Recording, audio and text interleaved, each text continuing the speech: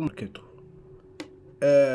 سؤال راودني ودايما كنت ببص له من ناحية لو واحد عنده اكتئاب أو بيشعر بالحزن، ايه الحاجات اللي تقدر تخرجه من هذا الاكتئاب أو الحزن؟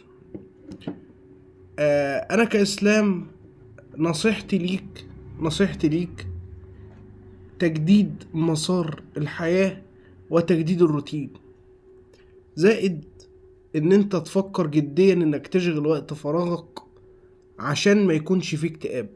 الاكتئاب بيجي من كون الفراغ، والفراغ لما تبقى مش عارف بتعمل ايه في حياتك بيتواجد. والاكتئاب بيحدث لثلاث اسباب: انت حزين على موقف مثلا ما اخدتش فيه رد فعل كويس، او اكتئبت لانك تركت وظيفتك ايا كان ظروف ذلك. تالت نقطة مثلا سبت خطيبتك وهكذا، وبيجيلك بعد كده اكتئاب او بتتضايق، او مثلا تكون فاتح مشروع والمشروع كله يخسر وهكذا. فكرة التحمل وفكرة الإصرار والعزيمة الصادقة القوية مش عند كل الناس، ويؤجر عليها الله سبحانه وتعالى.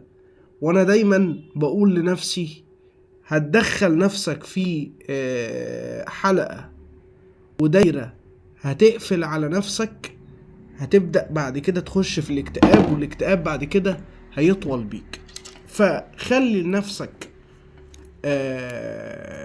وقت تعمل فيه حاجات انت بتحبها او حاجات انت كنت بتحبها قبل ما تكتئب.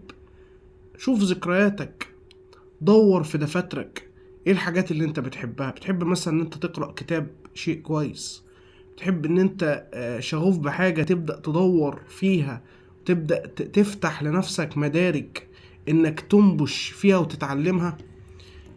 ابدأ اشغل نفسك، حاول ابدأ في مشروع انت تكون مهتم بيه وشغوف بيه مثلا، وتكون بتحبه جنب وظيفتك لو كنت بتشتغل.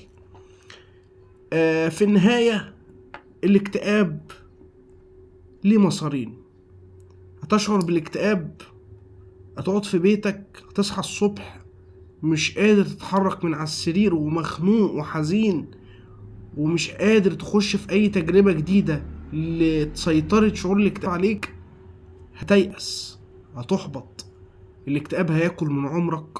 وفي النهاية حتى لو انت مكتئب ومتضايق، عيش حياتك، انزل تعايش مع الحياة.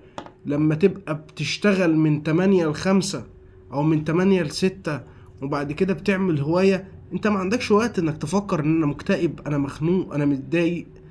وبالتالي المواقف اللي هتحط نفسك فيها وهتحس بشعور الانجاز هتخلي عندك السعادة اكتر من شعور الحزن والاكتئاب. دي نصيحتي الشخصية، انا الاستشاري اسلام ابراهيم. السلام عليكم.